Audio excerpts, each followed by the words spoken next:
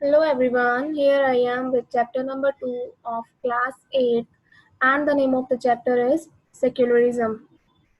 So class, we find many examples of discrimination on the basis of religion in our society, country and the world. Fine. As we know that our India, our country has different religions, faiths, beliefs and modes of worship. Therefore, secularism is the pivot of our democratic system. So class, I'm using the term here secularism. So let me tell you about the meaning of it. First of all, you should know about the term secular was inserted in the preamble by the 42nd Amendment of the Constitution. So let me start this video with the term secularism. Here it's a meaning of secularism. It refers to the belief that religion should not be involved in the organization of the society. It means किसी भी society को organise करने के लिए हमें religion को involve नहीं करना चाहिए. A secular state is one in which the state does not officially promote any particular religion. ठीक है, सेक्युलर स्टेट वो होता है जिसमें किसी भी रिलीजन को ऑफिशियली प्रमोट नहीं किया जाता. Yes, like our India. Our India is also a secular state. Here all religions are treated with equal respect. You can say even our country does not favor any particular religion, nor does it discriminate against any religion. Even our government cannot formulate any policy जिसमें discriminate हो किसी भी religion के बीच में, किसी भी religion community के बीच में. Fine. And all citizens are equal in the eyes of law. So class, here you can see the picture also. It shows, yes, this picture is showing that our India is a secular state. In fact, we have studied in previous chapter that our constitution has the provision for fundamental rights. These rights protect us, protect us as citizen against the misuse of state power and tyranny of the major community. Is it clear to all of you? What it says that जितने भी rights हैं वो citizens के rights को protect करते हैं. Clear? In this way, we can see that ideals of secularism as religious freedom for all get translated into fundamental rights. और इसलिए हमने secular term को भी fundamental rights में count किया है because on the basis of that we cannot discriminate any religion. Fine. So next slide is about need for secularism, why it is important for a country. Yes, it is very much important for a country so that your country can be functioned democratically. Here you can say that almost every country in the world has more than one religious groups. And from among this group, one group may be in a majority. है ना? किसी भी group में अगर majority आ जाती है, that can be access to state power and it may misuse the power and financial resources to discriminate against persons of other religious groups. Because of that, secularism is much important for a country. Second point, any form of domination based on religion may be violate the fundamental rights that a democratic country guarantees to its citizen. Fine. तो किसी भी religion को के violence से बचने के लिए हमें सेक्युलरिज्म की ज़रूरत पड़ती है क्योंकि basically religion is a part of fundamental right. तो अगर यहाँ पर वायलेशन आता है तो फंडामेंटल राइट्स स्पॉइल होते हैं. It is essential for democratic country to be secular because it has to protect the freedom of individual to exit from their religion or adopt any other religion. तो democratic country में secular होना बहुत ज़रूरी है ताकि आप किसी भी रिलीजन में से एग्जिट कर सकते हो और किसी भी रिलीजन को आप अडॉप्ट भी कर सकते हो। Fine. Next slide is about Indian secularism. So although the term secular was inserted in the preamble in 1976, ये ध्यान रखना, इसको 1976 में इंसर्ट किया गया था इन प्रियम्बल, तब से ही हमारे इंडिया, जो हमारा इंडिया है, सेक्युलर स्टेट माना जाता है। और आपको पता ही है इंडिया बहुत ही वास्ट कंट्री है, where you can see lots of diversity, lots of diversity of culture and religion. In fact जितनी भी जो आपकी यूनिटी है, स्ट्रेंथ है इंडिया की, that is totally build only a secular basis, secular based है unity. Clear?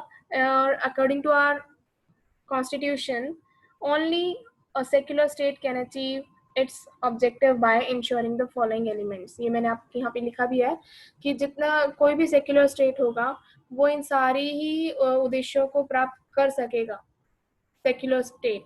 Fine. So number one is one religion should be, one religious community does not dominate other religious groups in the country. ये देख सकते हो आप. If the state is secular, तो क्या होता है, कोई भी religious community दूसरी community को dominate नहीं कर सकती. If the state is secular, lots of some members of a religious group do not dominate other member of the same religious community. ठीक है, अगर स्टेट सेक्युलर है तो कोई भी रिलीजियस मेंबर अदर अपने ही सेम रिलीजियस कम्युनिटी को भी डोमिनेट नहीं कर सकता. Not only their own community, neither only their other religious community. Fine. The state does not enforce any particular religious, not take away the religious freedom of individual. State के पास कोई right नहीं है, वो किसी को force नहीं कर सकते अपने religions को adopt करने के लिए या उसको exit करने के लिए. They cannot force. Fine. Next is, our India prevents the above mentioned domination in the following ways. हमारा इंडिया जो है, बहुत सारी इंडिया ने अडॉप्ट की है स्ट्रेटेजी जिसके बेस पर वो इन सारी ही ऑब्जेक्टिव्स को प्रोटेक्ट करके रखता है, इनकी रक्षा करता है. So India has adopted a strategy of separating religion from the state. It does not support any religion. यहाँ पे मैं आपको एक एग्जांपल दूंगी. Class, I am reading this point. So India has adopted a strategy of separating religion from the state. It does not support any religion. इसका एक example मैं आपको दूंगी कि that we cannot celebrate any religious festival in the government school premises. There is a public holiday for each important religious festival so that we can celebrate it at home. है ना, किसी भी festival को promote नहीं किया जाता, एक particular festival को प्रमोट ना करते हुए उसे as a public holiday declare किया जाता है, so that you people can be celebrated that festival at home. Fine. Second point is about the state adopts a strategy of non-interference with religious practices in order to respect the sentiment of all religion. ये point आपको तब clear होगा जब आपको एक example दूंगी. You can say the example, as per the laws of Delhi, in Delhi wearing a helmet is essential for person driving two wheelers. But अगर हम 6 की बात करें, that have been exempted from this law, क्योंकि उन्होंने एक पगड़ी पहनी होती है जो उनके रिलीजन में बहुत इंपॉर्टेंट पार्ट है. So the government cannot force the Sikhs to wear a helmet. I think it's clear. Next point is, the state adopts a strategy of intervention in order to prevent the domination mentioned earlier. It means पहले क्या होता था, जो upper caste Hindus होते थे वो lower caste Hindus को dominate करते थे.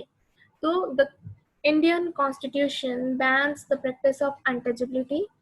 In this way, we can say the state intervene in religion. Next is the state also intervenes the religion-based law of communities in order to ensure equal inheritance rights. It means this act, every Indian is entitled to equal share on inheriting the property on the death of a person. Like the widow of the deceased is entitled to inherit equally with son and daughters. आसान भाषा में हम कहेंगे कि equal share of property on the death of a person. Next is the state intervenes in the religion through its support. For example, हमारा जो constitution है वो हर religious community को allow करता है to establish their own schools and colleges. So the states also provide financial aids to these institutions. Fine. Next is similarities and dissimilarities of Indian secularism with other democratic countries. Come to similarities. According to the First Amendment Act, according to the First Amendment of the US Constitution, the legislature cannot declare any religion as the official religion. Yes, our India is also not declaring any religion as the official religion. And it cannot give preference to one religion. किसी एक religion को prefer नहीं किया जाता, कोई preference नहीं दी जाती. Come to dissimilarities. Indian secularism can intervene in religious affair. Yes, वो interfere कर सकता है if it find untouchability. In case of untouchability, Indian secularism can interfere in religious affairs. But there is a strict separation between the religion and the state in American secularism. Fine. Come to conclusion of this chapter.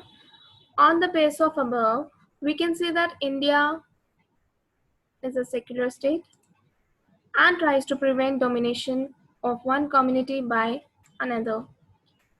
ये हर community को respect करता है और उनके बीच में किसी भी तरह की domination होने से रोकता है. The fundamental rights guaranteed by the Indian Constitution are based on principle of justice and equality. तो हमारा इंडियन कॉन्स्टिट्यूशन हमें गारंटी देता है कि सभी फंडामेंटल राइट्स को प्रोटेक्ट किया जाएगा as they are based on principles of justice and equality. Fine. However, these rights are often violated. अगर कभी भी ऐसा होता है तो हो भी सकता है और होता भी रहता है. So for that, it is essential to make that the administration efficient to prevent the frequency and recurrence of these violations. क्या कर सकते हैं? हमारा administration उतना efficient होना चाहिए so that it can be prevent the frequency and recurrence of these violations. कि उन्हें बार बार होने से रोक सकता है. It should be in a efficient manner. हमारा administration इतना efficient होना चाहिए कि इन तरह के violations को होने से रोका जा सके. So class, it was the topic that was secularism. Hope you understood. If you like my videos, please do like and subscribe for more knowledge. Thank you.